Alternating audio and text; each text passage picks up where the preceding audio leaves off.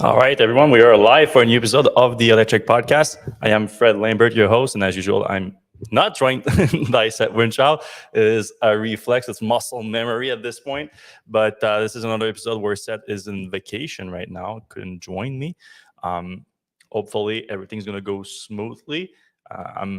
Last week was not too bad for my first time producing the show because I'm doing the StreamYard and everything. I had some complaints about the shared screen being bigger. I'm going to try to make that happen for you guys today because there's a few things we want to look at, especially the new Cadillac Escalade IQ. Not a fan of the name, big fan of the truck. Never be able to afford it, but that's another problem. All right, so a bit like last week, though there was a bigger news week this week, so we're going to have plenty of news to discuss. But again, without the back and forth between me and Seth, it should be quicker to get through those news items. So we're going to make it a little more interactive. I'm going to be able to answer your questions. So I'm going to remind you of that as more people come into the show later on. And I even ask on Twitter if you guys have questions, so we can go through. I had some good questions in that Twitter post, that Twitter thread. So shameless plug, by the way, if you want to follow me on excuse me, I said Twitter, I mean X, of course, it's now X. Frederick Lambert is my handle. All right, how do I do this? I do like this, boom. Okay, we're on. So let's start with a few quick Tesla news here that we're going to get through, our usual NACS update. So this one is an interesting one. It's kind of a follow-up on like the SAE standardization that Tesla has started going through for NACS to make it an official standard, the charging connector here. Now they have, according to Volex, which is a UK-based power equipment manufacturer, Tesla has issued a license to produce NACS to Volex. So I wasn't very familiar with Volex, but I looked them up. Looks like a serious company, pretty big, like 8,000 employees. They do a lot of electronics, wire harnesses, cables, and things like that. So it looks like it's right up their alley.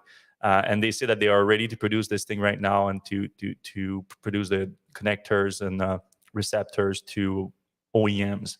So this is great news, obviously, because I think this is another step of Tesla trying to create a little bit of distance between itself and the NACS, because automakers, there's still a few of them that are holding out in North America before accepting NACS as the standard.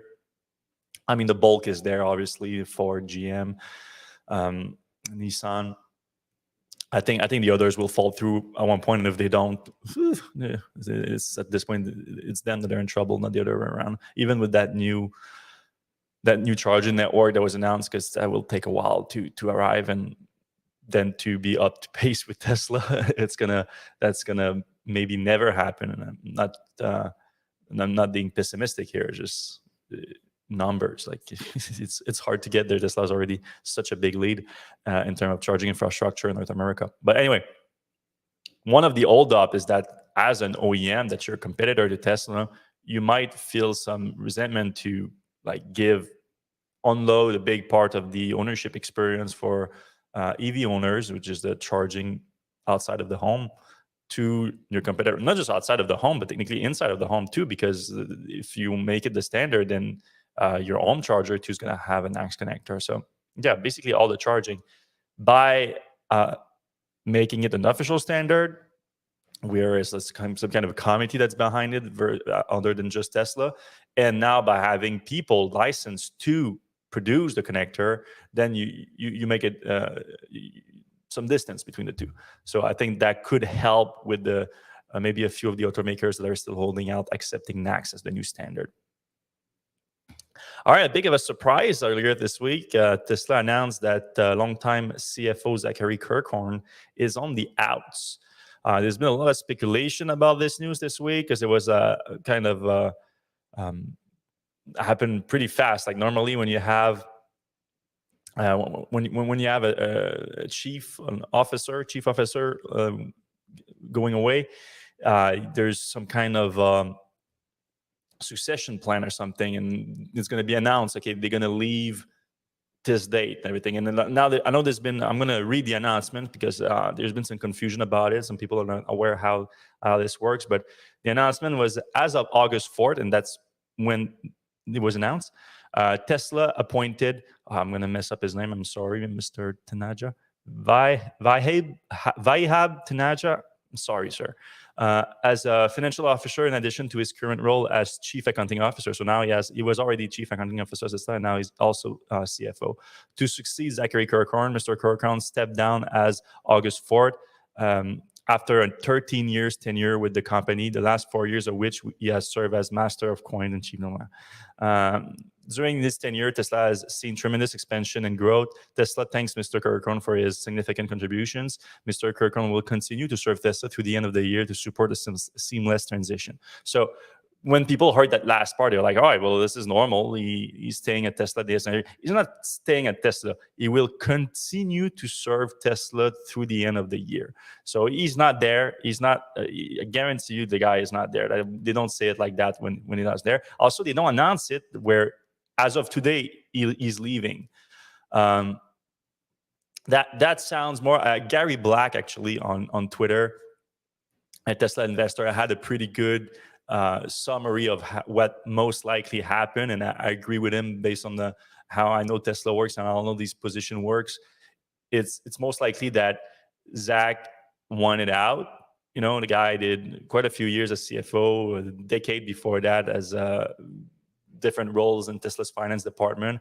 The guy has paid his dues, and he's made his money too. I think he has like a $500 million worth of Tesla stocks, but he told Elon, he's like, he wants out. Like he's still super young too. He's probably want to do something else with his time, like his own thing. Like, you know, I completely understand that. And he probably told Elon, and Elon was like, oh, come on. Like they tried to convince him to stay and everything. And then Zachary came back to Elon later, and he was like, no, I really want out. And then boom, fired. Like not maybe like fired, like maybe not fired, but forced to, like he said, I think the way they phrased it, step down, forced to step down, because I was like, all right, you don't want to work here, you don't work here, and not to be a distraction for the department and everything too as he's leaving. And obviously Mr. Tanija is already very familiar with the department as being chief accounting officer himself. So at least it should be not too bad of a transition, even though Zachary was very well liked in the investment community for his like no nonsense, clear stuff. But especially I know it kind of sounded monotone and boring on the finance call, but that's kind of what you want out of a CFO anyway. And financial performance of Tesla under his leadership obviously was through the roof. So congratulations on that. But you know, people said all the doomsday stuff. Like people said the same thing when Deepak Ahuja stepped down, was a CEO for Tesla for a long time, was very knowledgeable. Finance guy in the auto industry, working at Ford before that, I think. And then Zach came on, and Zach was a bigger bet outside of Tesla. I'm sure within Tesla was known to be very good, but outside of Tesla was like, he's very young to be a CFO of a multi-billion-dollar company, but he did very well. So because of that, I'm not too worried about the transition here. Still surprising, and you don't want to see a CFO leave. It always makes the investment community a bit nervous. All right, we had a few exclusive at Electrek this week in terms of new hires. So Zach is leaving, but other people are coming in. So we exclusively reported that Tesla hired a new manufacturing expert to be the, what's his exact role? Head of Gigafactory Nevada Expansion Engineering and Construction. So it's Mr. Michael Hildebrand, and he's coming from almost 3 decades as a manufacturing executive in the pharmaceutical industry, more recently at Eli Lilly. So we know that Elon has made some links between the pharmaceutical industry and like the semiconductor industry in terms of manufacturing expertise that they kind of want to replicate for battery manufacturing, for example. And the Gigafactory expansion is a lot about battery cell manufacturing, the 4680 cell in particular, and obviously Tesla Semi. That's another thing. But so it looks like Tesla brought someone especially for managing this giant project. As you can see, it's going to be a giant project because this is the current factory and this is going to be the footprint of the expansion. So it's going to be bigger, much bigger than the current factory. And the expansion was announced all the way back in January. And even before that, in October, we announced that this section was supposed to be, the Tesla has already submitted the permits for this section. And yet nothing happened yet. So I don't know what's happened. A few months later, there was the announcement of the expansion. So that makes sense with the announcement. But that was seven months from now, 8 months. Nothing happened yet. So hopefully this is a good sign now that Tesla is a leader specifically for this expansion. I would, I mean, if the guy has an actual job to do, things should get moving. If the expansion doesn't happen and this guy doesn't have a job. And then we also reported on another hire in the manufacturing side from Tesla, Dr. Michael Schmidt, 25 years of experience at Bosch. So it was poached from Bosch, where Bosch, I don't know pronounce that exactly, the German manufacturing giant, and especially giant in the auto industry as a tier 1 part supplier, including parts to Tesla. So the guy has a very deep experience where he's a doctor in physics too, so that's right up Elon's alley. And he's had leadership roles at a bunch of different manufacturing programs, directly heading factories in Germany, China, and Mexico. Gigafactory Mexico, anyone? And most recently, he was Chief Operating Officer and Senior Vice President North America, in charge of operation and R&D for factory automation, hydraulics in Canada, USA, and Mexico. So it was basically leading manufacturing technology and automation in North America.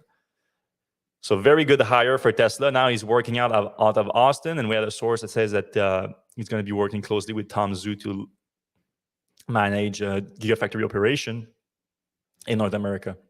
So that means the USA and Mexico for now. Kind of expect some announcement soon for another location, maybe in Canada. Who knows?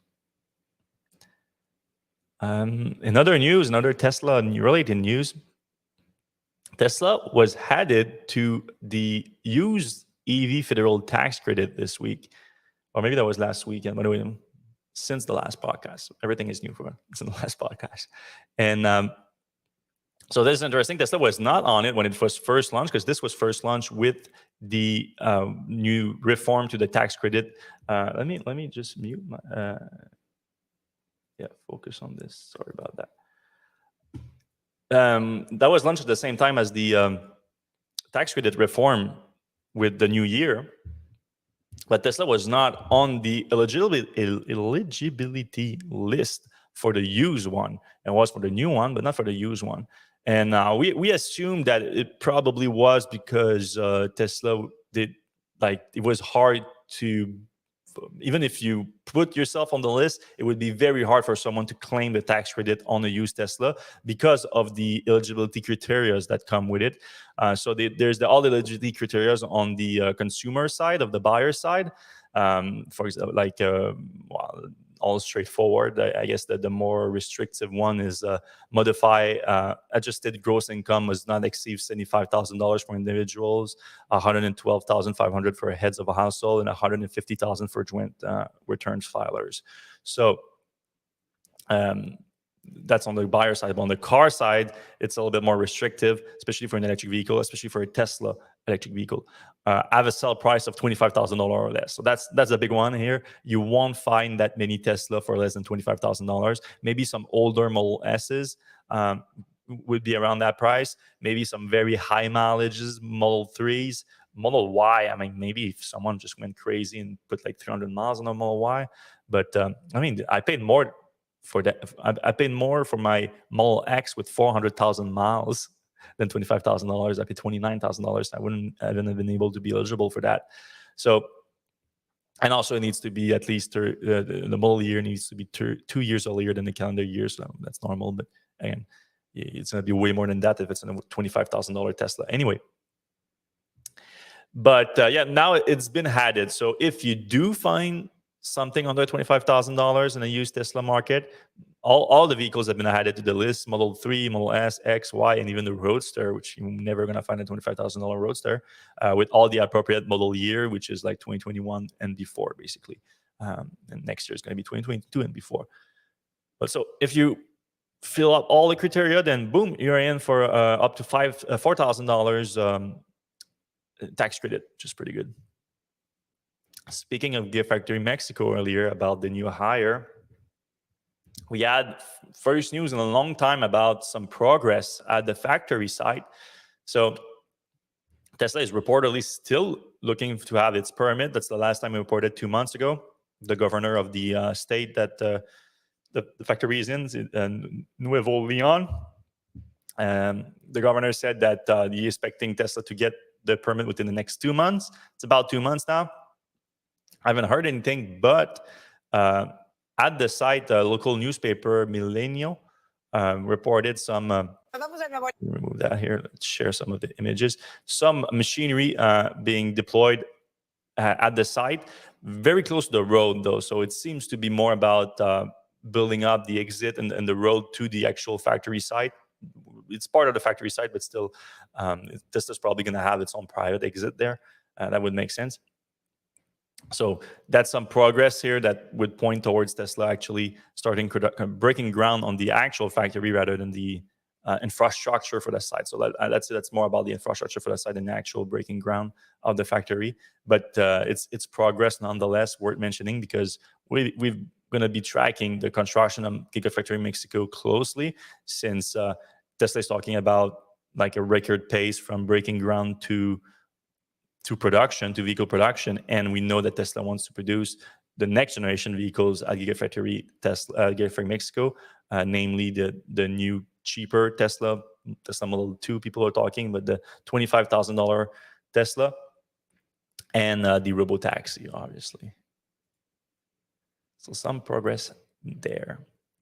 All right, we have a bunch of non-Tesla news that we're going to do too now, but while we have more people here watching right now, let me remind you that we're going to have plenty of time after these 4 or 5 next news items to have a more interactive part of the show where I will take your question about whether any of the news item I'm discussing today or a different topic in the AV industry that you want to discuss. So you can put the question in the comment section right now. I see questions from Facebook, YouTube, and LinkedIn right now where we're live. You can put in the comment section right now, and I'm going to be able to answer you in about 15, 20 minutes max. All right, this was a big news this week. The Cadillac Escalade IQ, which has been teased a bunch over the last year, has now been officially unveiled. We had Scooter, our own Electrek reporter, Scooter Dahl, in New York at the unveiling. And everyone, from what I'm looking right now, everyone seemed pretty impressed. Look at we see the actual vehicle here. I was afraid that it's going to be a bit boxy, which is what kind of GM has been going through right now, which is with its electric vehicles.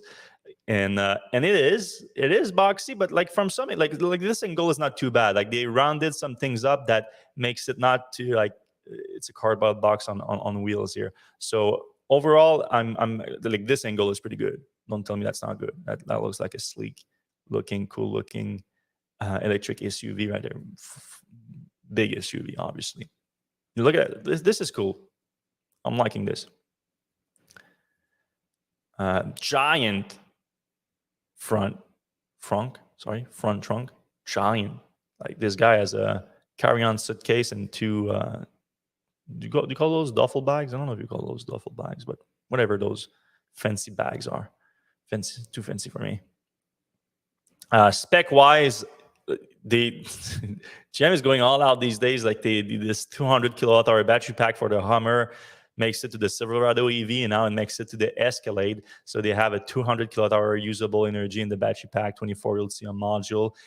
Gives up an estimated range of 450 miles. That's 724 kilometers. That's going to be EPA too, by the way. So it's massive. With the Velocity Max mode, it's up to 750 horsepower, 785 pound-foot torque, 0 to 60 in under 5 seconds. 800-volt DC fast charging, 0 to 100 mile of range in 10 minutes. Oh, that's weird. I would have liked to have like the 10 to 80, I think is the best figure to look into. Obviously, your mileage may vary.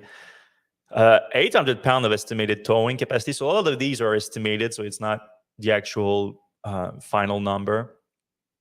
And vehicle to home, vehicle to everything, basically. That was announced with the Cadillac. A lot of things will come to the GM lineup with vehicle to home. GM announced this week, but the Cadillac was going to be one of the first to get it. Speaking of being one of the first, when is the timing on this thing? I don't remember them announcing it. I mean, if they unveil the final version, it's going to be soon. But for everything I just mentioned, by the way, let's go into what has been grabbing the most headline, which is the actual price of the Escalade IQ. It's going to start at $130,000. So that's, I mean, it's packed with feature. It has 40 speakers in them with like all the latest technology, those giant 50-inch screen. Well, it's two screen actually in the front. Let's look at the interior. Look at that. It's actually like a 30-something inch screen on the driver's side, and then a 20-inch screen on this side, and you have another touch screen at the bottom here for all the features on top of actual analogs, input with a knob. Same thing with the steering wheel. Look at that. This is a sweet looking vehicle. Sweet looking. Well, you like the detection. Yeah, it's gonna have the Super Cruise too.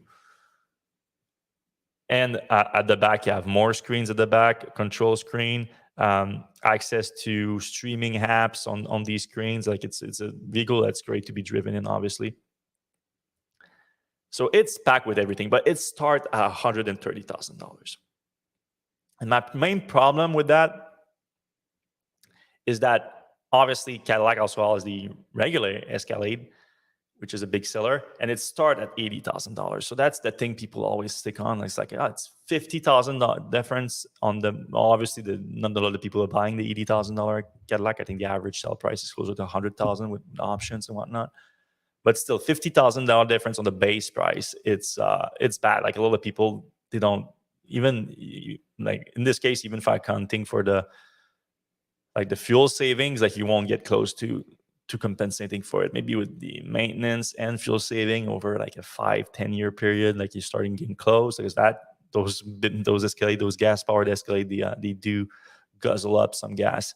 But yeah, so it's gonna be a problem for a lot of people. Obviously, it's gonna be like lower volume vehicle.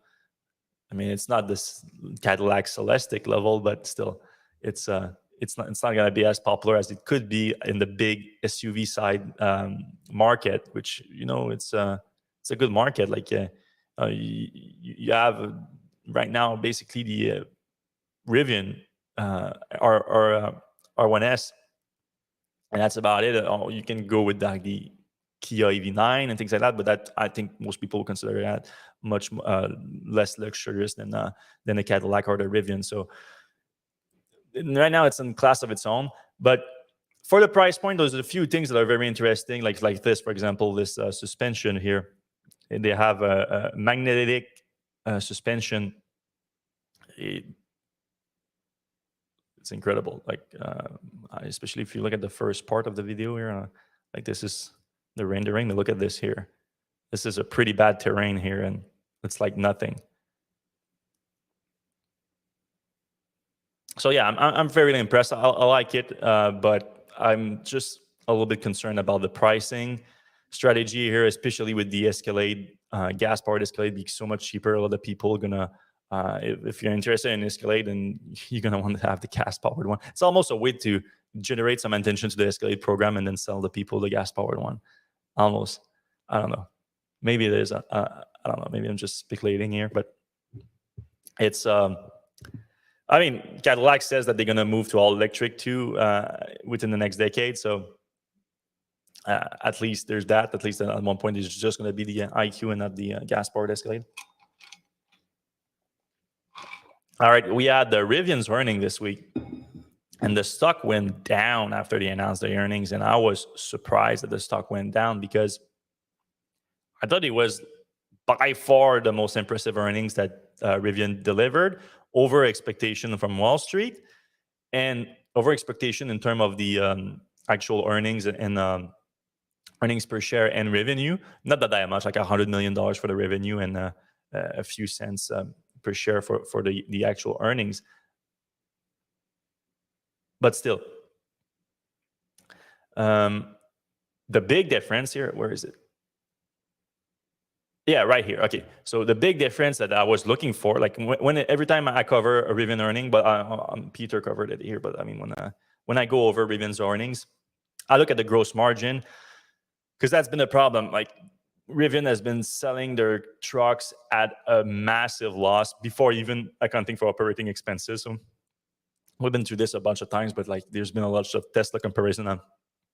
Tesla used to lose money all the time. It's not a problem. Yes, but Tesla used to lose money on their operating expenses, but they wouldn't make money in terms of revenue from delivery of their vehicles minus the cost of making those vehicles. That would be a positive gross margin. And then when you account for all the operating expenses after that, they would lose money. Not anymore. Obviously, now it's a cash-making business. But the problem is, so Tesla had that at the very beginning, obviously, but then when the ramp up started to come, when Tesla was delivering the same volumes that Rivian was delivering right now, they were already way in the positive, way in the positive gross margin. Now Rivian is still negative, but this quarter showed a massive increase in gross profit. Still a loss, but that's what you call it, the gross profit. So let's go through it here. So at the same time last year, Rivian was losing 700, well, let's go with the percentage here, 193% negative gross margin on their vehicle. Last quarter was 81%. So that was a big improvement. The quarter before last, I should say. This quarter, the last quarter reported, and then in June, it was 37 minus negative to the 37 gross margin. So they went from 193 to 37 in a year, and quarter to quarter, they went from 81 to 37. Massive improvement in just 3 months. Obviously, there was a big jump in production from 9,000 units to almost 14,000 units. So the economies of scales are working right now. Obviously, you're still in the negative, so you're still losing more money because you're delivering more vehicles. So the gross profit per unit negative $32,000. So for every truck they delivered, they were losing $32,000.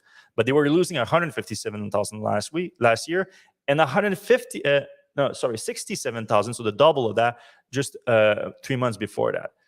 So then after that, you had the operating losses and everything, and at the end of the day, they ended up losing 1.6 billion.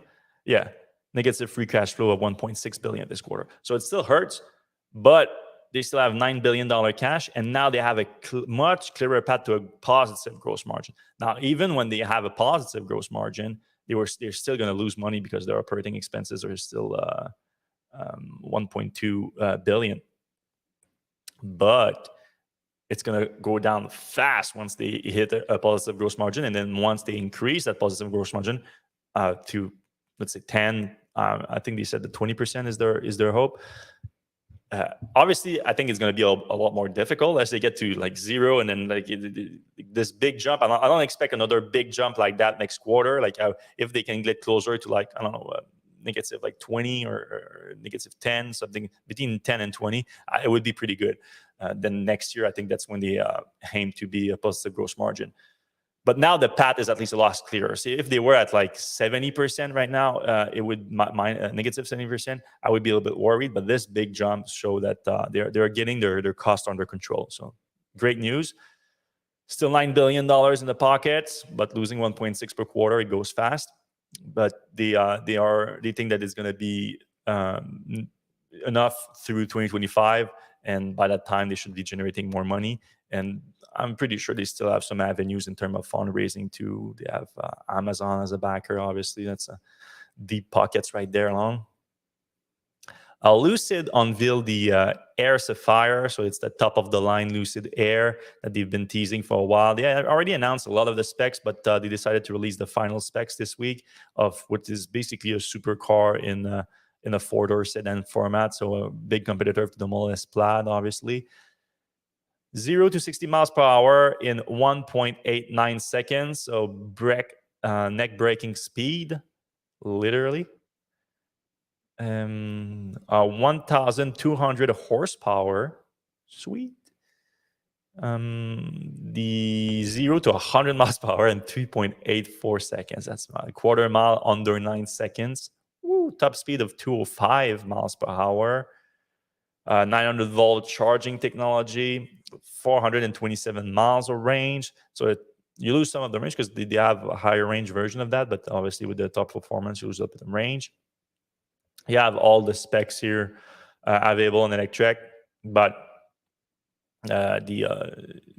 this is a super, like Lucid. One of the problems with the Lucid Air, I think, is like there's too wide of a gap, and like you can have an $80,000 Lucid Air and you have a $250,000 Lucid Air because that's the price of the Sapphire. So I don't know, it doesn't make much sense. Like, because like with the Model S, like the Model S Plaid starts at $109,000 and gets very similar specs here. Like the Lucid Sapphire is faster for sure. It's quicker, but the thing is, like, okay, you get a Model S for $90,000, where you get the long range and everything, or you get the Model S Plaid for $15,000, $20,000 more, and you get the performance. Like that makes a little bit more sense.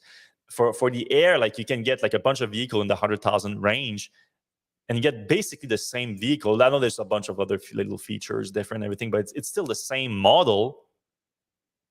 With just a little more performance, but you have to add $150,000 to that price. That's a bit crazy for me. Like it's just, it's hard to market a vehicle like that, in my opinion. I might be wrong, but I doubt it.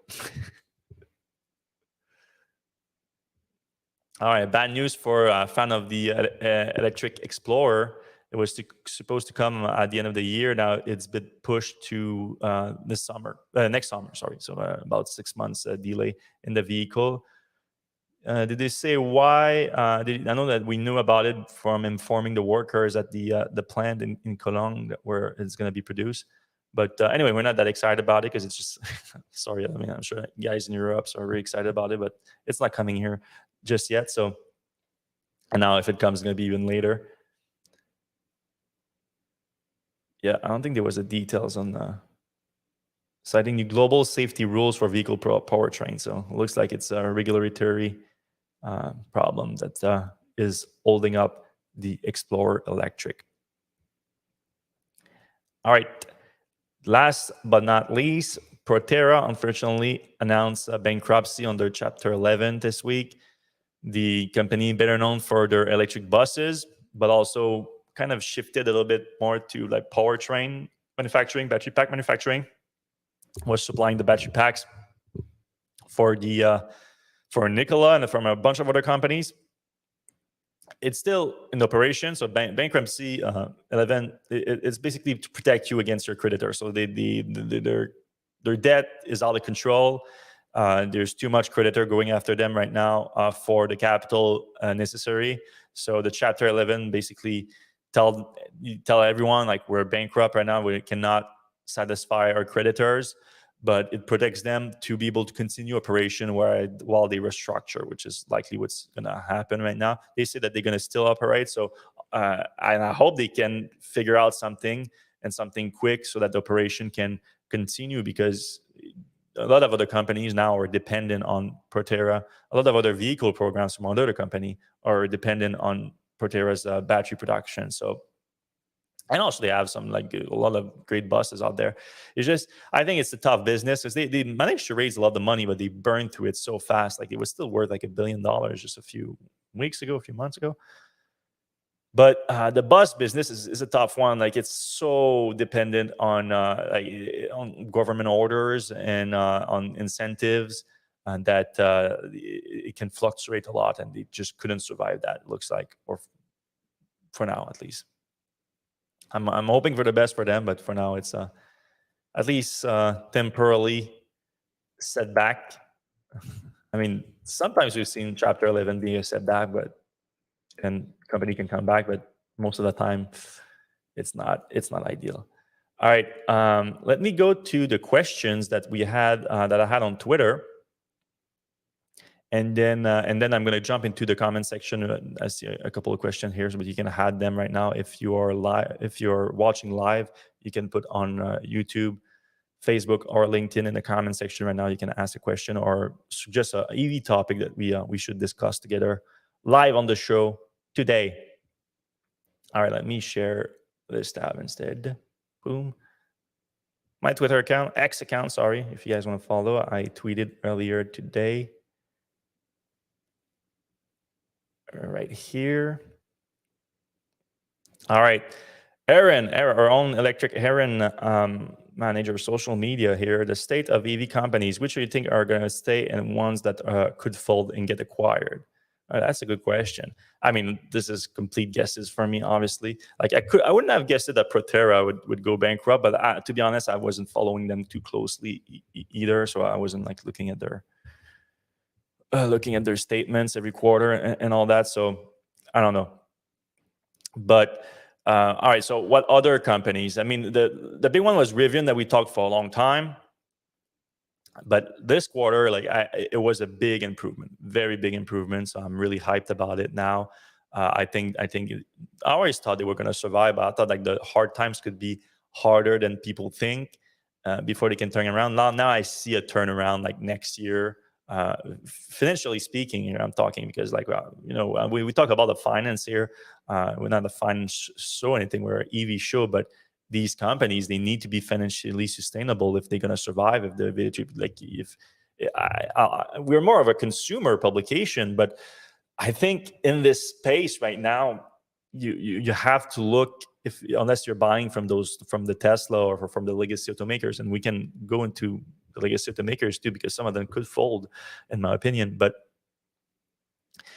you have to look into the financial sustainability of those companies, because if you're buying a car and you're thinking of keeping it for 5 or 10 years and that company goes under during that time, then that's a big financial loss for you. You're going to have a hard time selling that car without the service infrastructure and all that. So it's just very important that you look into that. And yeah, so now I'm way more hyped for Rivian, way more hyped. So I think Rivian's going to stay around. Get acquired, though, it's not out of possibility. I mean, always, especially if you have like this Apple thing that's always going around, though it's going to be harder now with Amazon being a big investor in the company and everything. I think Rivian is most likely going to be its own thing. Lucid, I think, is in trouble, because Lucid, we're not seeing the kind of turnaround in the gross margins that we just saw from Rivian. They're losing a lot of money per cars. They just slashed their prices on the Air, other than the Sapphire, obviously, that starts at $250,000, but they just reduced like up to $12,000 the price of the Air. I think they should have started with the Gravity and with the SUV. I think like the SUV is saving Rivian right now. The turnaround that we're seeing is because of the R1S, I think. So I think Lucid should have started with the Gravity instead of the Air. And look, I think Lucid is also pretty safe thanks to the backing of the Saudis. The Saudis are going to want to keep that thing floating. So maybe they're okay. Maybe they get acquired. Maybe they get sold. That's a possibility too. But I think it's fold or acquire is like one category that you put there, Aaron. I think that it would fall under that category. I don't know if you guys have any other name you can throw at me that I can discuss, because I don't know otherwise. Ron said that discuss the Rivian R1S. We kind of did a little bit, but to discuss in more detail, we're going to talk a lot more about the R1S in the near future, because obviously Seth got one. So once he comes back for vacation and start to use it a little bit more, I'm sure we're going to be able to talk about it a lot more. Oh, Bastien Terron from Terron Electric ATVs. You guys should check them out. Says, what do you think about the recent... Oh, okay, he's talking about Proterra, so we already talked about that, and what it means for the few partnerships. So yeah, so technically right now they are telling everyone that they're consuming operation. So they're basically, because they still have money, they still have some money. It's just like they don't have enough money to cover what the creditors are asking right now.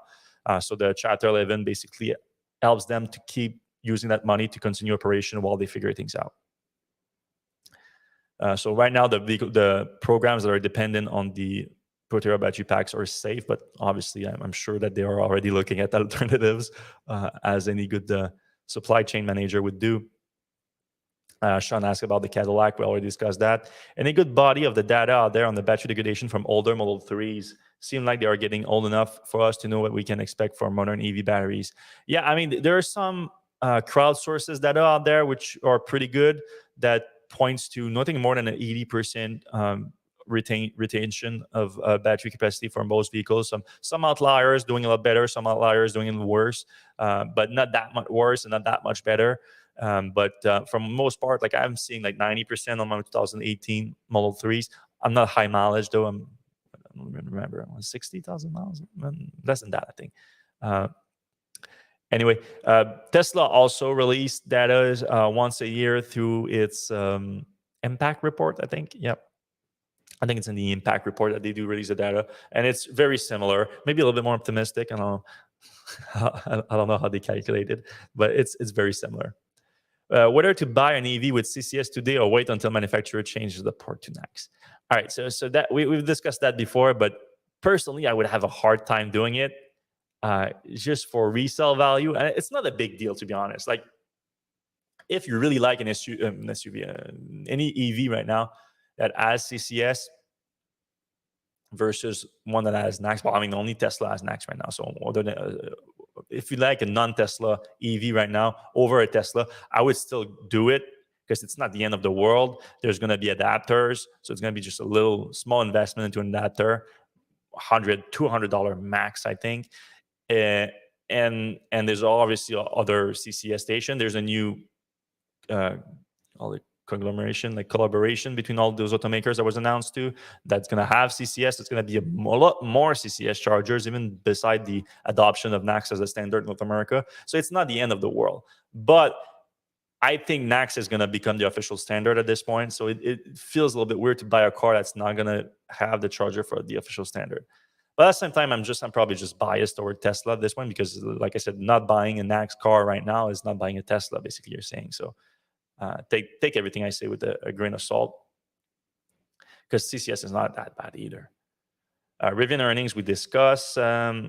L3X1 says, what's the bus market looks like post Proterra? I mean, there's other options out there, but they are somewhat limited. I mean, Proterra had some very nice vehicles here, but there's still other manufacturers. It's BYD that makes one. I mean, Proterra was more known for like their city street buses and their coaches type of vehicles. Obviously, the school bus market is booming right now. There's like a dozen companies making them, like Leon and Julie and Blue.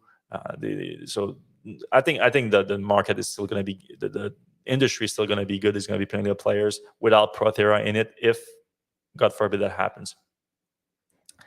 Ben Haltman asks, what the hell V12 being 90% AI means? Oh, okay, he's talking about FSD beta here. He's talking about, I think, about a comment that Elon Musk has made about V12 being 99% AI. I think what Elon means by that is that the vehicle control, which was not neural net based, is going to be neural net based, AI based now with V12.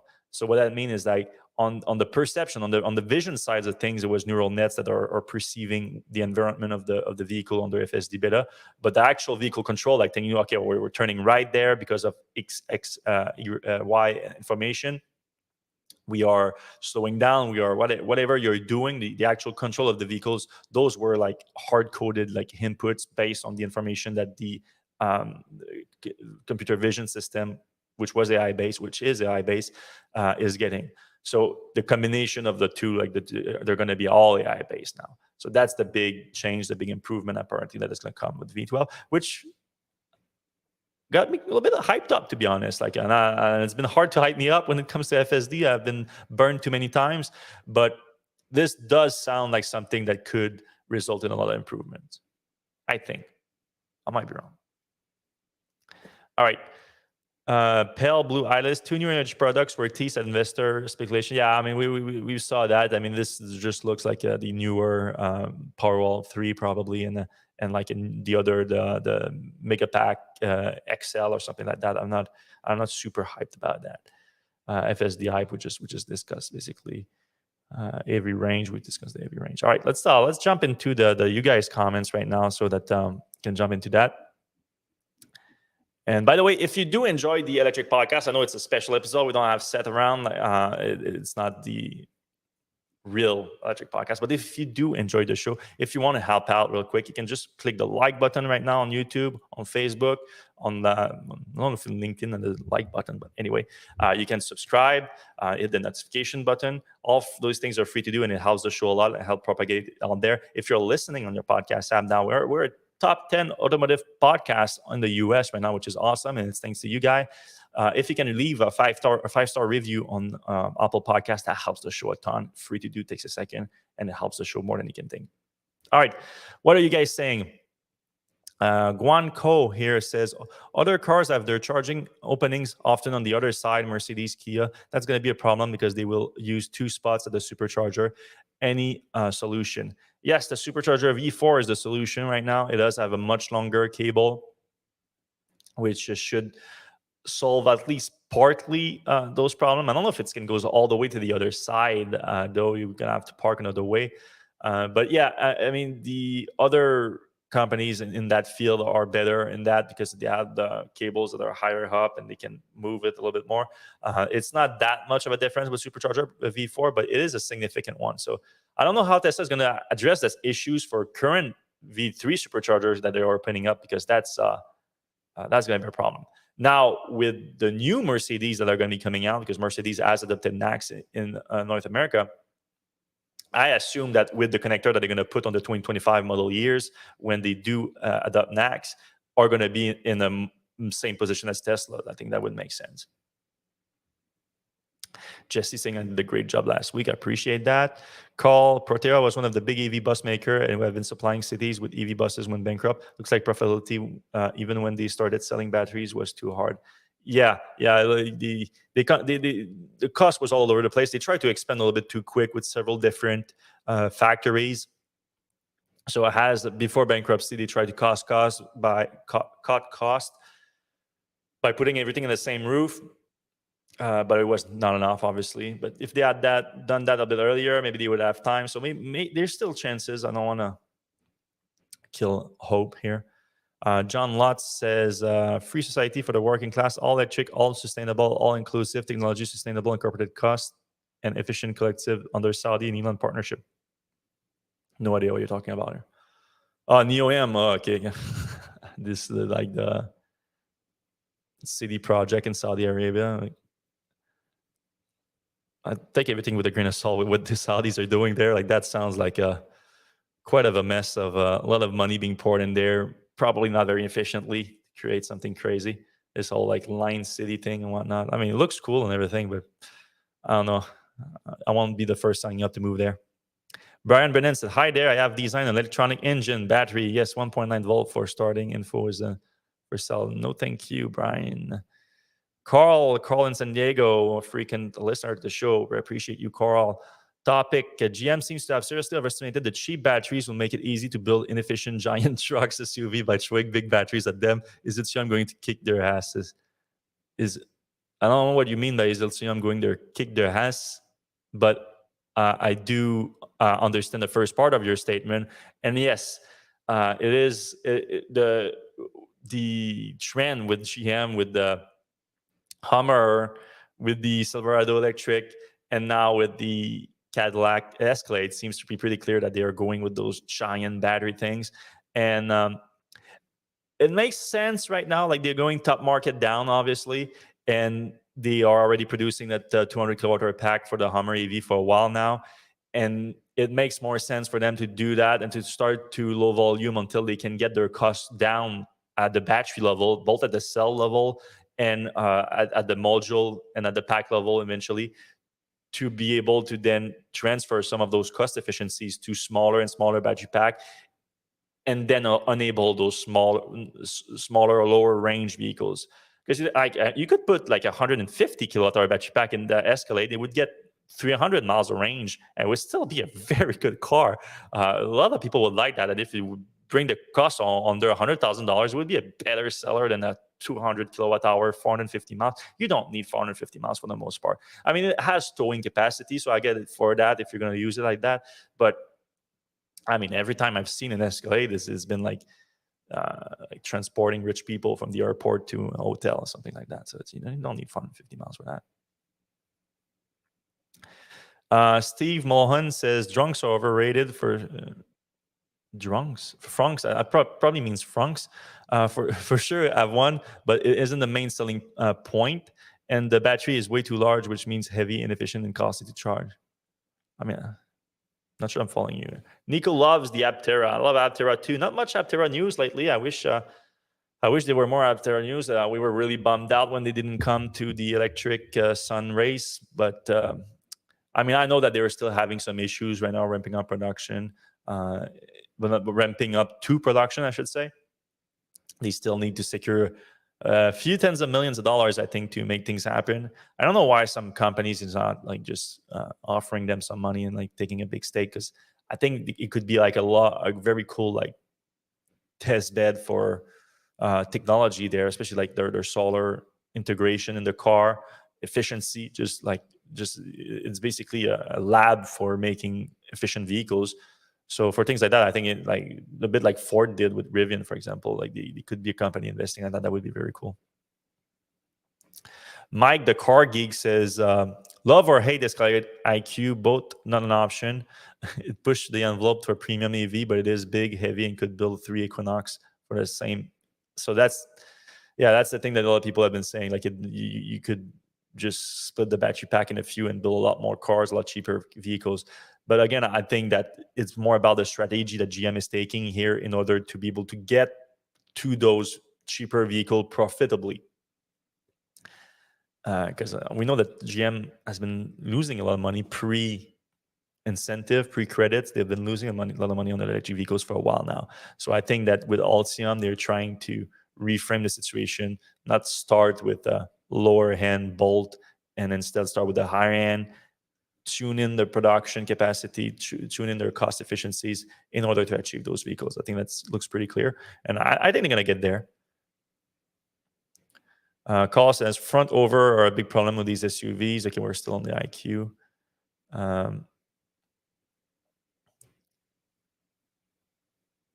Okay, Nick Setter says, question, is anyone expected to make an actual EV work truck with an 8-foot bed and a minimal cab size and overall length?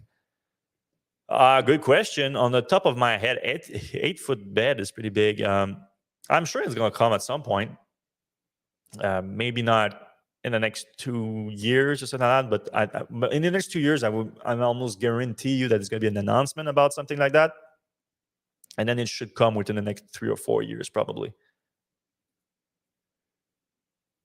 Victor D says, question, when are we getting official US price for the EV9? Good question. I will have to get you back on that.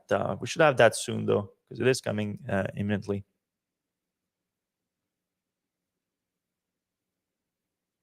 Carl says, I'm seeing a lot of echo chamber in the EV community about how SUVs are necessary because that's the only thing that sells. SUVs have literally undermined all of the fuel efficiency advantages. Yeah, that is absolutely true. It's absolutely true. But this has been my philosophy here about electric vehicles and about sustainability as a whole here, from my own experience. And like, I'm not a psychologist or anthropologist. I don't study human behaviors professionally. I do it in my own time. I find it fascinating. And from my own observation, and I've been covering this space for a decade at this point now.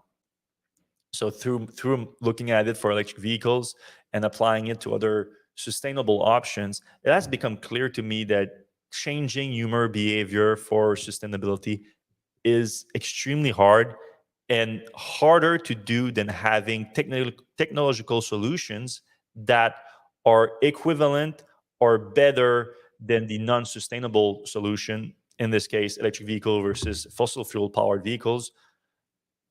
It's better to have the sustainable solution be better or be as good or better than trying to solve by changing human behavior, by telling them like you should not want this thing, you should want that thing instead, because it's better for the environment. Some people will make that decision. They will make the decision that's better for the environment. I know personally a lot of people that do that. I try to do that at times, but myself not.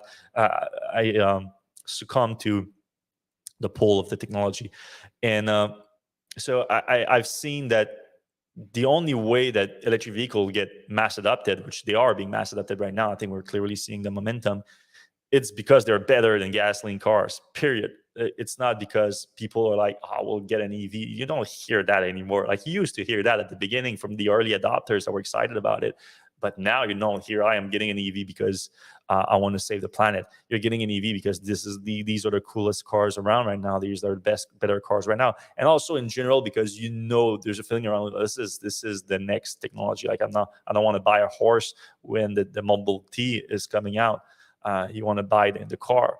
So yeah, I think that's how people are seeing it right now. Your point is still valid, and for the people that understand that and are willing to make compromises, yes, do it. I mean, I use my bike. You see right here, I use my e-bike most of the time when I can travel with it instead of using my car, because it is more efficient than using my car. Even though my car is electric, but it uses more electricity than the bike. You should always use the most efficient way to travel. But people love their SUVs, and I know this is a different point, but it does link to it. But it's not just about efficiency when it comes to the SUVs. I wasn't even aware of that until recently, or I mean, it just clicked in my mind that that's a reason why people like SUVs, like bigger vehicles. But people are bigger in North America. Like, while people love SUVs in North America versus Europe, it's not just like a cultural. I mean, I guess it's kind of cultural to some degree, but it's because people are bigger. Like 42% of the population is obese in the U.S. A bigger vehicle is more comfortable for them. Also, older people complain a lot about like a sedan or a crossover being lower, and then SUV is higher. It's easier to get in and out, so that makes sense. But I think it's not that bad. But the bigger thing, I understand, if you weigh 250, 300 pounds and you have a small crossover or a small sedan that with smaller seat, it's not as comfortable. So that is something to take into account. So now, again, you can say all those people should just lose weight and still buying the air car. That goes back to my point. Changing human behavior is more difficult than finding like technological solutions. So to the obesity thing, the technical solution would be food that it's not so high in sugars, like those carbonated drink with Zevia in them and things like that. Instead of drinking like Coca-Cola. Because you can literally have the same experience, but with something that has 0 calories or 100 calories. Like these are the solution that you have to come up with right now instead of changing human behavior. I'm not saying that you shouldn't endeavor into trying to change human behavior. That's a great endeavor, and we should try to do it. But I think the technical solution is literally easier, more impactful because of how hard it is to change human behavior. I don't know if there's any. I don't even know if there's any data backing what I said. It's just based on my own observation, by the way. So take everything I say with a grain of salt. I went on a little rant there. Where was I? Polestar. Polestar is in worse than Tesla was for us. No dealers and no local service. Is this affecting their sales and owner satisfaction? I don't know about owner satisfaction, but certainly not the sales. The sales of Polestars have been ramping up pretty well, even without only the Polestar 2, basically, like the Polestar 3, which another SUVs. Carl, I'm not gonna like them. I honestly, when there's a problem with service on an EV, normally we get tons of posts about it. That we get tons of information comes to us about it. So I haven't heard anything about Polestar. So that's like a lack of data is not an answer, obviously, but it is an indication. So if you have a specific example, I'd love to look into it, because that's the kind of thing that we like to report. But so far, I'm not hearing anything is a pretty good sign. Stefan says, have you heard anything about Shanghai Model Y switch over to the hardware for wanting to trade in my Model 3 for a Model Y FSD transfer, but 1 hour for? Yeah, we've been tracking that. We have nothing confirmed just yet. I know that is something that would make a big difference for a lot of people, so we'll definitely keep an eye out on that, because obviously that affects like the European and North American market now. It's the Canadian market, I should say, because they don't ship Shanghai-made Model Ys in the US, but they do in Canada now. So everyone is looking out for whenever the hardware 4 happen, especially with the FSD transfer. I wouldn't be shocked if Tesla wait until Q4 to do it, so that you force the hands of people switching over beforehand. But at the same time, this is a guess on my part. I wouldn't be surprised if that FSD transfer offer comes back in the future. Just a smart guess, I think, for me. All right, a lot of questions today. Appreciate you. It helped boost the show up to an hour now, so we did a full hour. So thank you, everyone, for listening. Again, if you do appreciate the show, if you can give a quick like, takes a second to do. You can give a thumbs up, subscribe, hit the notification button. All these things help the show a lot. They're free to do. They take a second. We didn't even have a sponsor on the show. You didn't even get ads today, so that's great. And if you are listening on your podcast app, on Apple Podcasts, and like that, you can give us a 5-star review. That helps the show a ton. Also free to do. Also take a second. I appreciate every single one of you that do it. Stay safe out there. Have a great weekend. I'm going to see you same time, same place next week. I think with Seth. I'm not sure, but I think with Seth.